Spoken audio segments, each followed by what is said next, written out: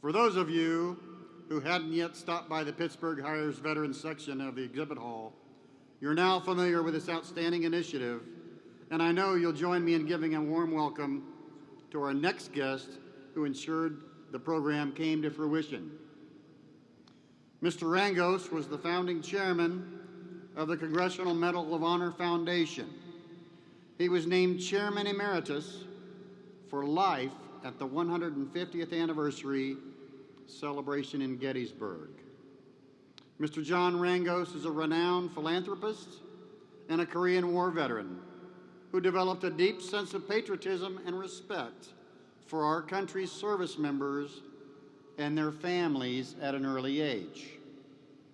His pride for America and its service members was born from World War II as he watched the men from his community leave for war, the women taking to the factories to work to support their families, and the many difficulties his community would face. As a young man, Mr. Rangos interrupted his education at the Houston School of Business to join the active Air Force Reserve Unit in Pittsburgh, and would go on to serve the U.S. Army from 1951 to 1954. Since then, Mr. Rangos has experienced a great success and a storied career. Today, he focuses much of his efforts on philanthropy. He's had a tremendously positive effect on the military community. Among his many good works, Mr. Rangos has made it his mission to support those endeavors that give our nation's veterans a hand up when they need it, and his recent support to Pittsburgh Hires Veterans is yet another way he is fulfilling that mission. The VFW is ever appreciative of Mr. Rangos' generosity and commitment to America's service members. So on behalf of the VFW, it is my distinct pleasure to present him with a VFW Certificate of Appreciation as I'm joined by Senior Vice Commander-in-Chief Bijetsky, who will present him with a VFW Life membership.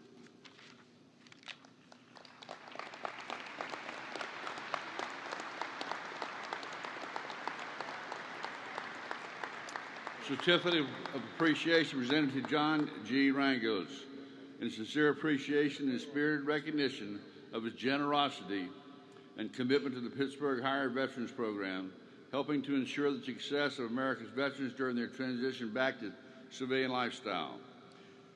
His love of country, lasting commitment to those who serve in America's armed forces, and the absolute selflessness of his efforts have justly earned him the utmost respect and appreciation of the veterans of foreign wars of the United States, in witness whereof we have hereunto set our hands in the official seal of the Veterans of Foreign Wars this 21st day of July 2015, signed by Commander-in-Chief John Stroud, Adjutant General John E. Hamilton.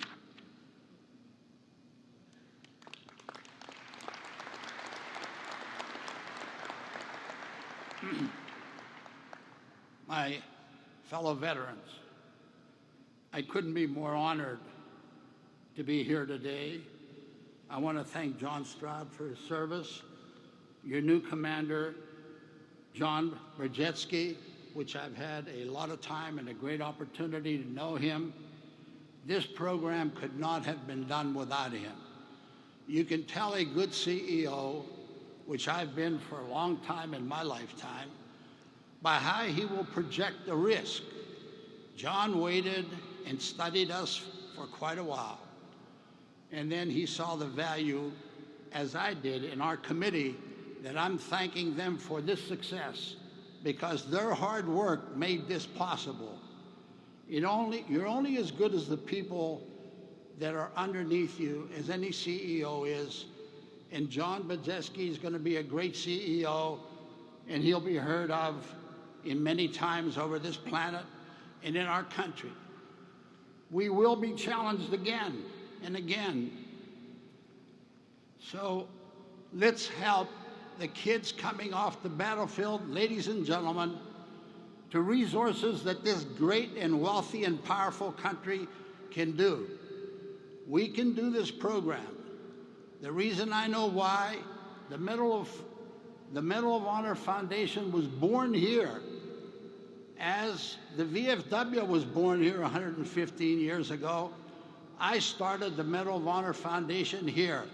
Let me tell you, it has one of the most powerful boards in the world now, not in the country. We now have entered in 70% of the public schools and have thousands of teachers telling our kids in school, freedom is not free. There's American blood strewn on every ocean and every continent on this planet. And that's why this world's still free.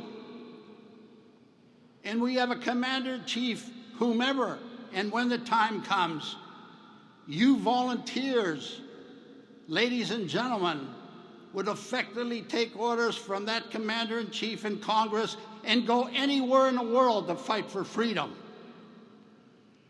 Now, there was a controversial war that was fought called the Vietnamese War. And the reason I'm bringing it up, when General Westmoreland received his Patriots Award, which I received 10 years later in South Carolina, I had a long opportunity to talk to him. When we first started our conversation, he was very dejected. He says, "John, what do you do when our kids won every battle, kicked their butts every which way you can kick it?" I said, "General, we won that war, and I'll tell you why.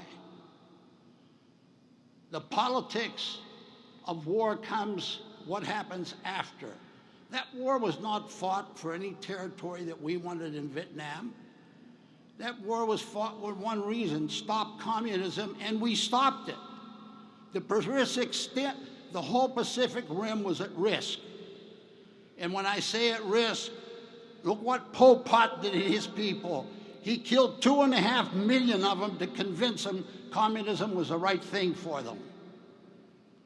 So by doing what we did and showing a tenacious enemy, well supplied by Russia and China, that no matter what you throw at us, we're going to kick your butt on a battlefield." And we did. And what that war gave us, Indonesia shifting from communism to democracy. Also, Cambodia in time came around. Burma was questionable, but the most important part, India stayed a strong democracy and is getting stronger every day and coming our way. So I said, "General, we won that war. You better let the media know it's the aftermath of what happened. God bless you as veterans in many wars that you have fought. I understand even some World War II folks are here, and that was the most tenacious war that was ever fought on this planet.